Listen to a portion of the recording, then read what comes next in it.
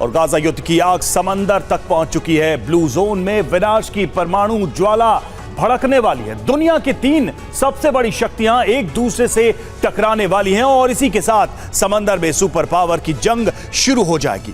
Iran के इशारे पर अमेरिकी बेस पर हमले तेज हो गए हैं। ईरान कई देशों के साथ मिलकर किसी भी वक्त इजरायल पर धावा बोल सकता है। ईरान को रोकने के लिए अमेरिका ने अब तक का सबसे बड़ा कदम उठा लिया है। बाइडेन ने ईरान के पास वो परमाणु पनडुब्बी भेज दी है जो टॉम हॉक मिसाइल से लैस है। तो क्या अब फारस की खाड़ी में तीसरा विश्व युद्ध शुरू होने जा रहा है?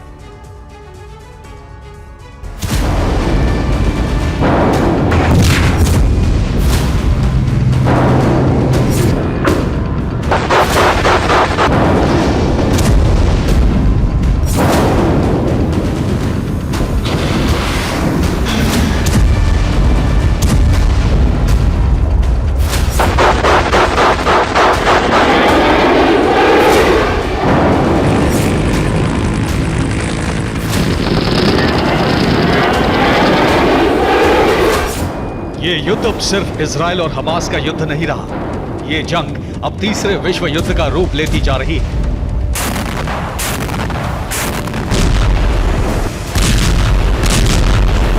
इस युद्ध की वजह से अरब में अब तक का सबसे बड़ा और विनाशक युद्ध शुरू होने का खतरा बढ़ गया।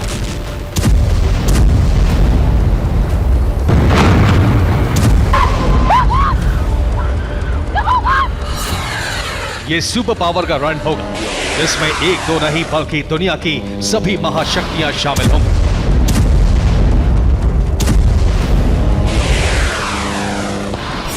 अमेरिका, ब्रिटेन, इजराइल, रूस, चीन, ईरान ये वो देश हैं जो आपस में टकराने वाले हैं।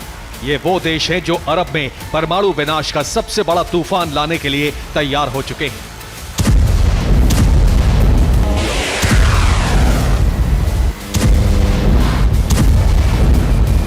अरब में ये एटमी रन ब्लू जोन में छिड़ने वाला है। समंदर की उफनती लहरों पर ऐसी जंग होने जा रही है जो कई देशों में विध्वंस का कारण बन सकता है।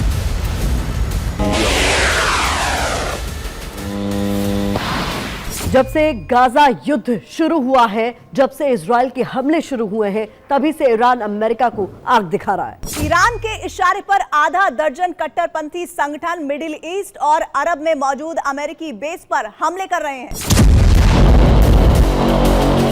इराक और सीरिया में ईरान के प्रॉक्सी संगठन अमेरिकी बेस पर करीब करीब हर रोज हमले कर रहे हैं।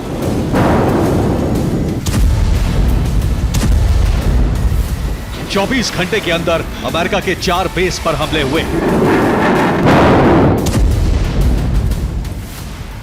इराक के इस्लामिक रेजिस्टेंस ने इराक में एरबिल के पास मौजूद अल हरीर एयरबेस पर ड्रोन हमले किए। एरबिल के पास ही अमेरिका के एक और सैन्य ठिकाने पर हमला किया गया। सीरिया में अमेरिका के कोनिको बेस पर अटैक हुआ। सीरिया के ग्रीन विलेज में मौजूद अमेरिका के सैन्य ठिकाने पर आक्रमण किया गया।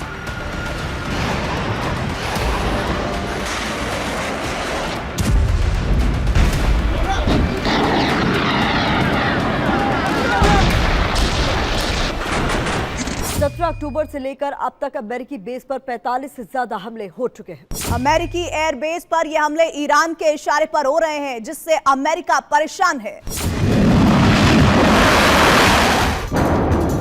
सीरिया के तल बैदर बेस पर 2 बार हमले हो चुके हैं। सीरिया के अल शहादी बेस पर बार-बार हमले हो चुके हैं। सिराय के ही यूफ्रेट्स बेस पर 4 बार हमले हो चुके हैं। सीरिया में ही मौजूद ग्रीन विलेज बेस पर 5 बार हमले हो चुके हैं। रुमालिन बेस पर 1 बार अटैक हुआ है। अल तन्फ गैरिसन बेस पर 4 बार ड्रोन हमले हुए हैं। सीरिया के कोनिको बेस पर 2 बार अटैक हो चुके हैं। इराक के बशूर में मौजूद अमेरिका के बेस पर 4 बार हमले हो चुके हैं। इराक में अमेरिका के एरबिल बेस पर 6 बार ड्रोन हमला हो चुका है। अल असद एयर बेस पर 13 बार हमले हो चुके हैं। बगदाद के पास मौजूद अमेरिकी ठिकाने पर 1 बार हमला हुआ है। यानी 23 दिनों के अंदर अमेरिकी बेस पर 47 बार आक्रमण हो चुका है।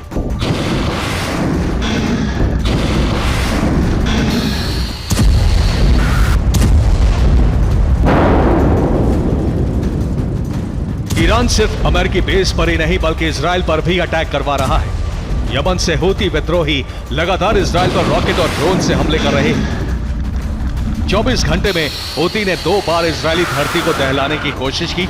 अमेरिका के पास इस बात की सीक्रेट रिपोर्ट है कि ईरान भी युद्ध में उतरने की तैयारी कर रहा है।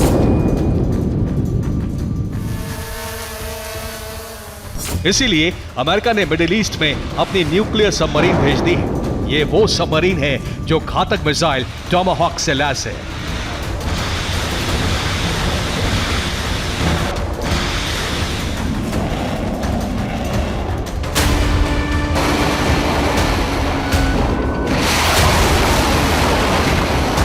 अमेरिका की टॉमाहॉक मिसाइल बेहद खतरनाक होती है। इस मिसाइल को मिडिल ईस्ट और अरब में सिर्फ ईरान रोक सकता है।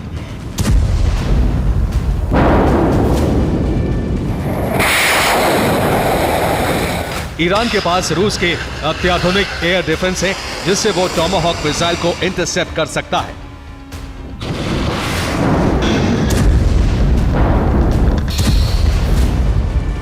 अमेरिका ने सिर्फ न्यूक्लियर सबमरीन ही नहीं बल्कि आइजनहावर समेत कई एयरक्राफ्ट कैरियर भी मिडिल ईस्ट और अरब में भेज दिए।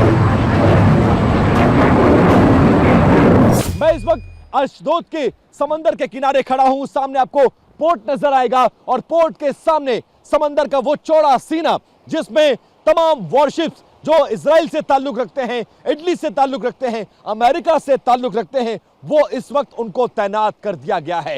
ये युद्ध जंग के मोर्चे पर न सिर्फ जमीन पर लड़ा जा रहा है बल्कि समंदर में भी एक बड़ा खतरा नजर आ रहा है, जिसको दिखाने के लिए हम इस वक्त मेडिटेरियन सी के किनारे पहुंच चुके हैं। मिडिल ईस्ट में रूस और चीन ने भी अपना पैर पसारना शुरू कर दिया है। चीन मिडिल ईस्ट में अपना सैन्य बेस बनाने जा रहा है, जिससे अमेरिका टेंशन में आ गया है। चीन अपना सैन्य बेस ओमान में बनाएगा। इसका मतलब यह हुआ कि मिडिल ईस्ट में चीनी सेना की मौजूदगी भी होने वाली है।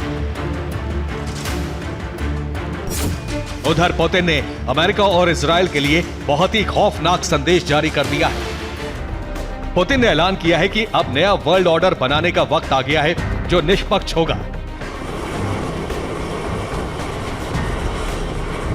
इस तरह से युद्ध में अमेरिका के साथ साथ चीन और रूस भी उतरते दिख रहे हैं। आने वाले वक्त में सुपर पावर के बीच जंग हो सकती है। ये वो जंग होगी जो तीसरी बार विश्व विनाश की वजह बनेगी। Bureau report, TV9, Bharatvarsh. और एक बड़ी खबर आ रही है, जंग के बीच नेतन्याहू ने की एक बड़ी बैठक। वॉर कैबिनेट के सदस्यों के साथ मीटिंग की गई है। बैठक में ISA और NSC डायरेक्टर भी मौजूद रहे।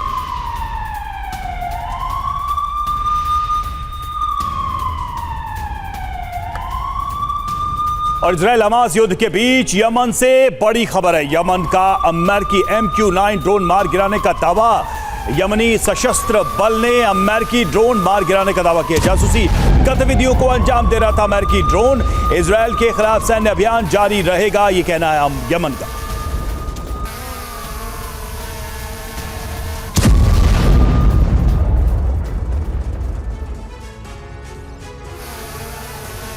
इजराइल से जंग के बीच हिजबुल्लाह चीफ हसन नसरल्लाह कोई बड़ा ऐलान कर सकता है। हो सकता है उस ऐलान के बाद मिडिल ईस्ट सुलगने लगे, क्योंकि नसरल्लाह के टारगेट पर इजराइल है जो पहले ही हमास के हमले का शिकार हो चुका है।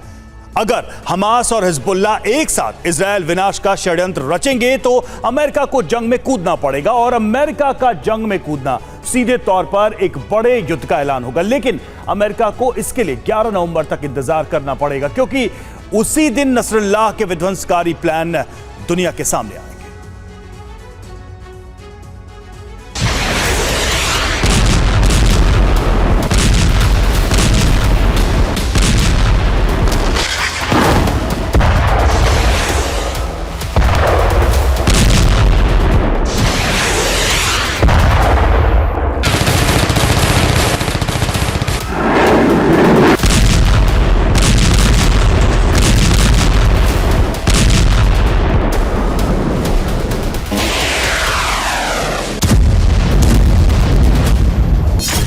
नवंबर नसरल्लाह के बड़े ऐलान का दिन। 11 नवंबर इजराइल में बड़ी तबाही का दिन।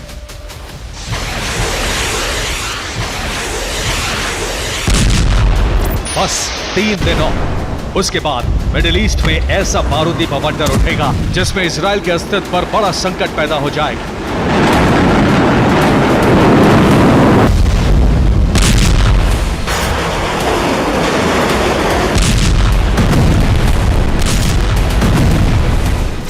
क्योंकि जब जब नसरल्ला बोलता है तो कुछ बड़ा होता है।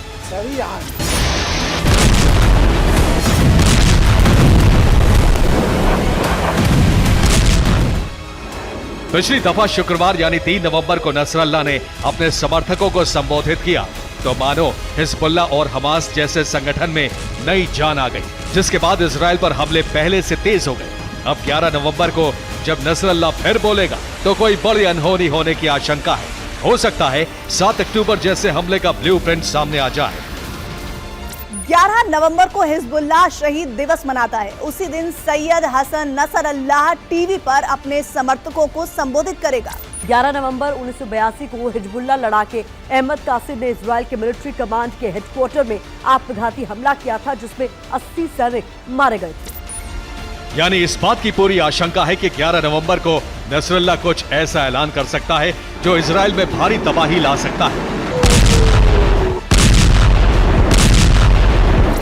क्योंकि 3 अक्टूबर को संबोधन में हिजबुल्लाह ने साफ कहा था कि इजराइल के खिलाफ सारे विकल्प टेबल पर हैं, बस उन्हें आजमाना बाकी है।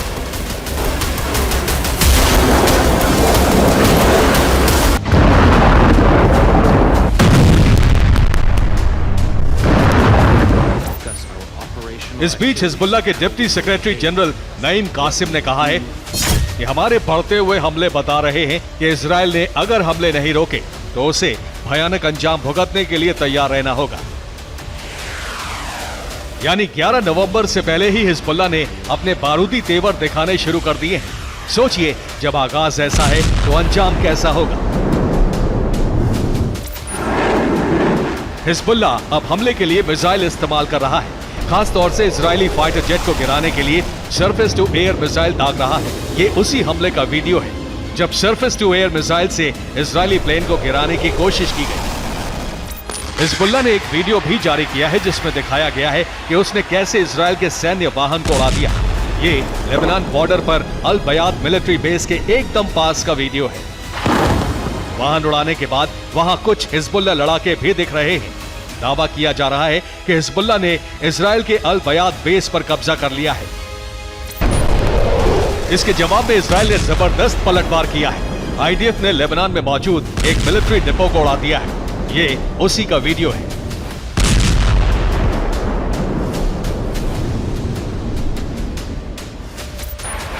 इजराइल लगातार लेबनान में हिजबुल्लाह के ठिकानों पर एयर स्ट्राइक कर रहा है। उसके फाइटर जेट बम गिरा रहे हैं। ज्यादातर हमले दक्षिणी लेबनान के आयता अल शाब, नाकुरा, खियाम शहरों में हिजबुल्लाह के ठिकानों पर किए हैं। इजराइल को इस बात का अंदाजा हो गया है कि 11 नवंबर को हिजबुल्लाह कुछ बड़ा करने वाला है। नसरल्लाह का संदेश प्रसारित होने के बाद इसकी ज्यादा आशंका है। इसलिए इजराइल ने लेबनान बॉर्डर पर डिप्लॉयमेंट बढ़ा दिया है। अतिरिक्त सैनिकों के अलावा एक खास ब्रिगेड की तैनाती कर दी गई है। इजराइल ने लेबनान बॉर्डर पर रीम ईटन ब्रिगेड लगा दी है। रीम ईटन एक रॉकेट लॉन्चर ब्रिगेड है जो एक बार में 150 से ज्यादा रॉकेट दाग सकती है। 1973 के बाद रीम ईटन को सरहद पर लगाया गया है। उस वक्त इजराइल ने रीम के सहारे गाजा में रॉकेट दागकर तबाही मचाई थी। अगर हिजबुल्लाह 11 नवंबर को युद्ध का ऐलान करता है तो इजराइल उसकी तैयारी कर चुका है। फाइटर जेट एयर स्ट्राइक करेंगे और जमीन पर रीम के सहारे हिजबुल्लाह का मुकाबला किया जाएगा। आईडीएफ का दावा है कि लेबनान बॉर्डर पर राडवान ब्रिगेड के 1000 से ज्यादा लड़ाके घुसपैठ की कोशिश में हैं, जिन्हें रोकने के लिए ही रीम को सरहद पर लगाया गया है। यानी रीम ईटन का मुकाबला सीधे तौर पर हिजबुल्लाह की राडवान ब्रिगेड से है। यानी 11 नवंबर को गाजा बॉर्डर जैसे हालात लेबनान बॉर्डर पर हो सकते हैं। बारूदी जलजला आ सकता है। Bureau report, TV9 Bharatvarsh. और गाजा पट्टी पर विस्फोटक हमले करने के लिए इजरायली सेना ने एआई और रडार जैसे हाईटेक फीचर से लैस 4000 मीटर तक सॉलिड प्रहार करने वाले मरकावा टैंक को वॉर जोन में भेजा है, जो 5वीं पीढ़ी का जंगबाज है। मगर गाजा के बैटल ग्राउंड में आईडीएफ का यह विध्वंसक शिकारी ढेर हो चुका है। हमास के हमलों में इसके पीछे चिथड़े उड़ गए हैं और आखिर क्यों गाजा का मैदान बना है मरकावा टैंक का कब्रिस्तान, आपको दिखाते हैं अपनी एक खास रिपोर्ट।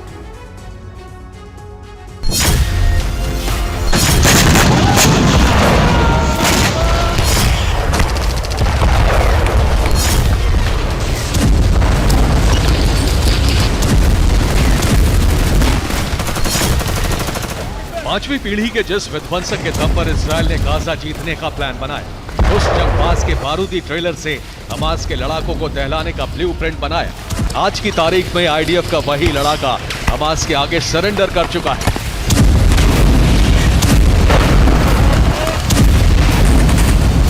हमास की विंग अल कस्साम के घातक हथियारों के चलते तबाह हो चुका है।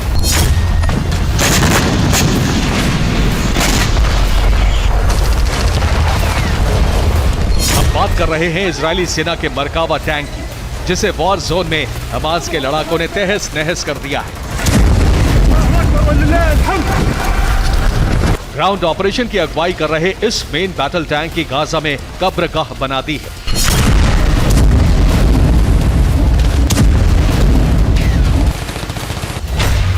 जी हां, हमास इजरायल के 13 मरकावा टैंक ध्वस्त कर चुका है। मरकावा टैंक की तबाही से जुड़े कई वीडियो सामने आए हैं। हमास की अल कस्साम ब्रिगेड ने मरकावा टैंक तबाह किए।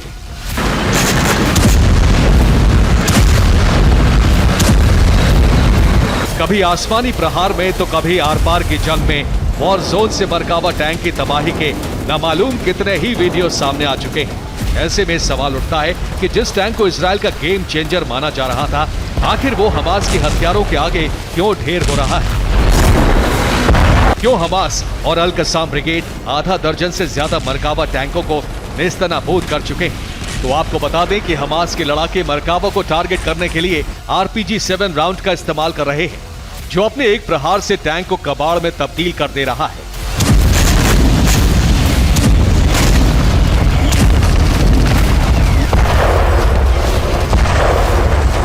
जी हां, भले ही इजरायल ने मरकावा टैंक के सुरक्षा कवच को मजबूत करने के लिए कोप कैच तकनीक का इस्तेमाल किया, बावजूद इसके RPG-7 उसे ढेर कर रहा है। आखिर कैसे, ये भी जान लीजिए।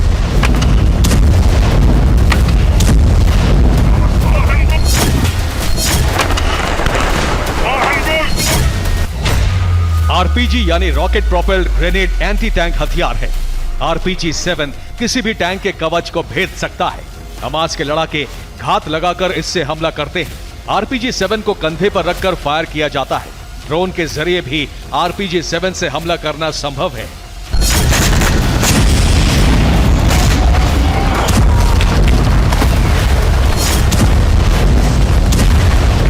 ये एंटी टैंक हथियार ही हमास के लिए गेम चेंजर और आईडीएफ के मरकावा टैंकों के लिए काल बना हुआ है। जैसे ही इजरायली सेना के टैंक RPG-7 की रेंज में आते हैं, हमास के लड़ाके घात लगाकर हमला बोल देते हैं।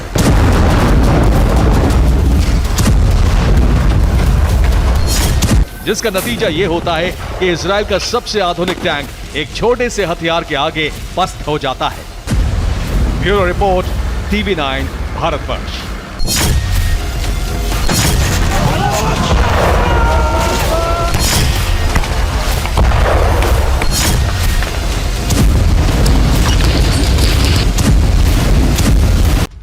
तो इजरायल ने तय कर लिया है कि वो गाजा का भूगोल बदलने वाला है। इजरायल एक खास मकसद से गाजा पट्टी को खाली करा रहा है। उसका उद्देश्य अरब में अपने दुश्मन देशों के खिलाफ एक बड़ा सामरिक मार्ग तैयार करना है और साथ ही गाजा को हमेशा के लिए अपने नियंत्रण में लेना है। गाजा से एक जल मार्ग बनाने का फैसला हो चुका है।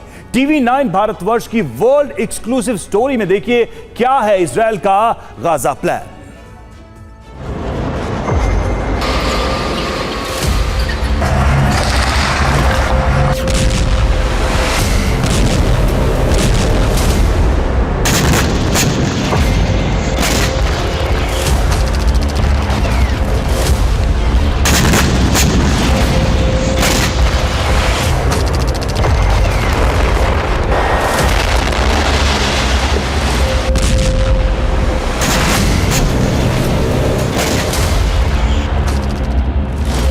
बाइडेन ने मना किया कि गाजा पर कब्जा मत करो, लेकिन गाजा को फिर भी इजराइल खाली करा रहा है, तो इसके पीछे है बहुत बड़ा प्लान। गाजा पट्टी से इजराइल अरब के अपने विरोधी देशों की अर्थव्यवस्था ध्वस्त करने का प्लान बना चुका है।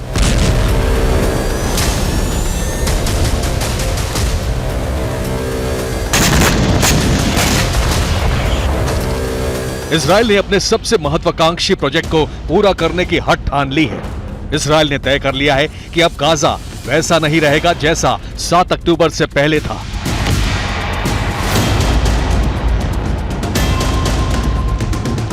हमास का विनाश होगा और लाल सागर से लेकर भूमध्य सागर तक इजराइल के हिसाब से विकास होगा।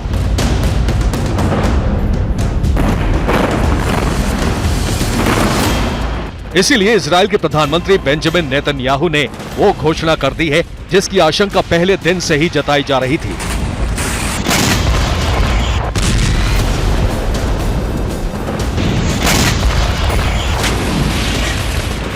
Israel will, for an indefinite period, will have the overall security responsibility.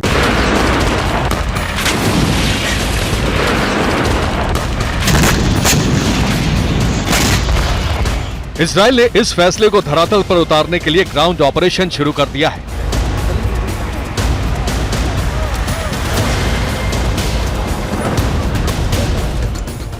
Israeli सेना ने अपना सबसे बड़ा लक्ष्य हासिल करने के लिए गाजा की घेराबंदी कर दी है।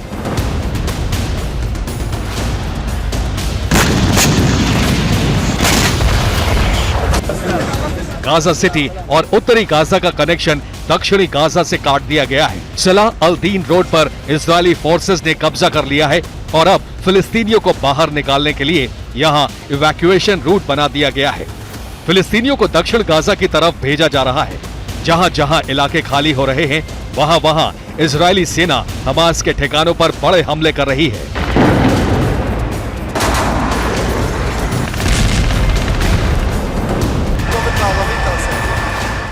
यानी हमास का विनाश और गाजा से नागरिकों को बाहर निकालने का दोहरा ऑपरेशन तेज हो चुका है।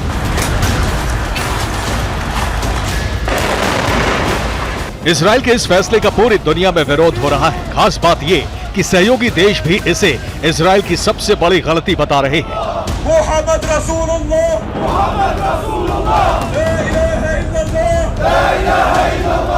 व्हाइट हाउस ने कहा है कि अमेरिका फिलिस्तीनियों को गाजा से निकालने का समर्थन नहीं करता। जॉर्डन ने कहा है कि फिलिस्तीनियों को गाजा से निकालने का मतलब युद्ध की घोषणा है।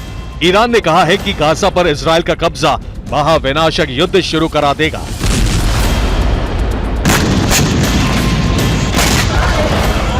लेकिन फिर भी इजराइल गाजा को खाली करा रहा है, तो इसके पीछे मकसद क्या है, ये TV9 भारतवर्ष की वर्ल्ड एक्सक्लूसिव स्टोरी से समझिए।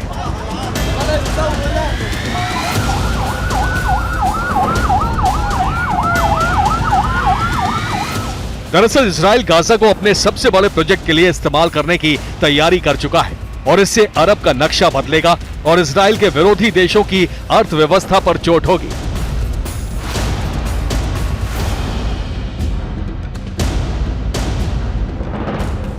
अभी लाल सागर से भूमध्य सागर को जोड़ने के लिए स्वेज नहर का प्रयोग होता है, लेकिन इजराइल इससे भी बड़ी नहर बेन गुरियन बनाने की तैयारी कर रहा है।